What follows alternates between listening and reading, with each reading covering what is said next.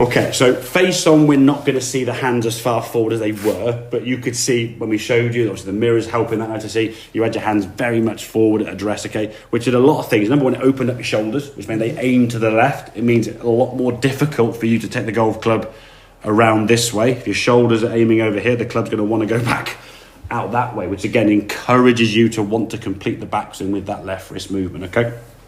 So you can see on this left-hand one now, as you go back, club going back, okay there at this point, okay? As you get to about here now, lack of body turn, collapse, yeah? So a collapse, kind of like tucked up, like going nowhere. Look how much depth there is in your hands there. Everything's very close there, not a lot of space there. All looks quite cramped. And as a result of that, if you rotate your body on the way back down now, the club's going to be coming from outside the golf ball quite a lot. I mean, that club you can see is coming from way outside the line there, chopping across. You've already opened up your lower half and your shoulders, just trying to hit something over here because you know the ball's going to do that as a result of your club face being open, okay? So that was the issue there with your backswing. We'll show you that backswing there. Now, this is you practicing it. Obviously, feet are flared out a little bit, which would help the turn, and the hands are more neutral. The focus now is turn the body. How's that look? It's a lot better, isn't it? Like a million times better. I mean, that's nice and flat. The club face now is sort of in line with your left arm. You've got some depth there. The hands are getting back behind you rather than sort of so close to your head.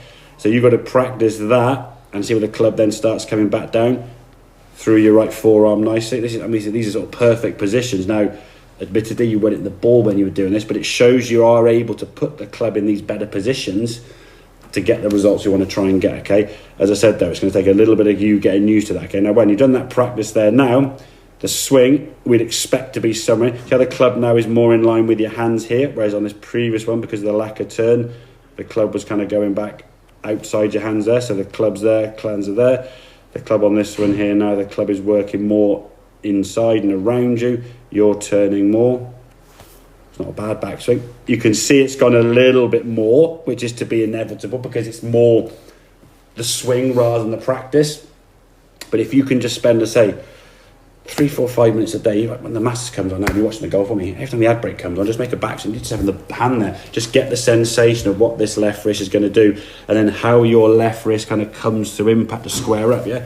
Because your grip is on the neutral to weak side, you've got to square that club face up with getting some sort of lead wrist movement. If your left wrist gets cupped, you're a bunker shot basically every time.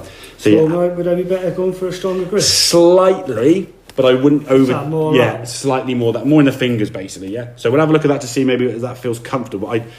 We did a little bit with the grip last time, so I think in terms of grip pressure, and even that felt a bit tricky. So changing that, and that might be a little bit, or I think when you try and went stronger, you may have got the handle forward. So there's two ways you can do it. Looking at that swing, yeah, when I came in, how I was hitting it so well at the range, I just can't understand. Because you're able to. I felt really good with my pitching waves. Yeah. 9, 8, yeah. 7 was well that's because the thing is with this swing here now, when you're doing that movement there, when you're coming into the golf ball with that steeper angle we said about the club coming through your right forearm, I mean that's how many degrees out you are. If you look at the pump swing when you did this here now and you came back down, look at the clubs coming back there. See, that's through your right forearm. So your chest isn't unwound. So we're in a wedge with a bit of loft, okay. 8, 9, 9 with a bit of loft, okay. And then we're 7, it started just going a bit, So what probably happened is we go, 7, I was like, I'll just stick with the 8 and 9, 9 and feel confident about it. And then you're able to hit shots from that position, yeah. It's like I could drive a car on icy road at 20 mile an hour and do a few little skids, but if I do that at 90 mile an hour, I'm going to skid off in the dirt, yeah. As the club gets longer, the swing gets faster. The skill set or the margin of error, shall we say, gets a lot smaller with a longer club. So any error just gets showcased more. Yeah. So if you're struggling to hit that golf ball there now with a 7.65 on, you're probably going back to the old thing. As I say, when you got back to the old movement there now, at the top of the backswing, again, a little bit cupped as you see. You can get to about here, and then the completion of the backswing now, there's a little bit of that going on there, as you can see, yeah? As you come back down now, the club is more in line with your forearm, but still a little bit on the steeper side. Still slightly outside the line. Reasonable strike in this case, and then through to, again, very good shot because the club was square. A nice balance follow through. But for me, today when you're on the course, focus on those feet being flared so your body can move, and then focus on this side of the body just getting out of the way, yeah?